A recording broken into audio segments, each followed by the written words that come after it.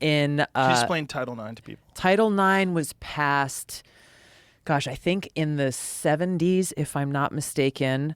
And it was a huge landmark piece of legislation because it delineated, it provided a level playing field on the basis of sex, meaning males have opportunities, females deserve those same opportunities, whether it be in sports or in college, and in all public funded, in a public funding realm, essentially, where the federal government can impact it.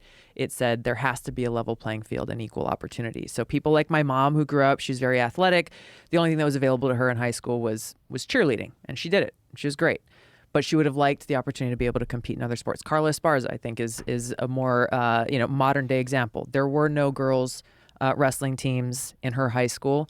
She got a scholarship to wrestle in college on a girls' team, and obviously she has gone on to do amazing things. So Title IX was created recognizing that difference on the basis of sex. Democrats have championed Title IX and talked about this great accomplishment in passing this legislation for decades. And that's where it makes no sense. So our legislation basically just said, hey, we want to uphold the original intent of Title IX in recognizing the biological differences between males and females, period. They should not be competing against each other. The legislation didn't move forward for obvious reasons. We were excoriated for having the audacity to uphold the original intent of Title IX.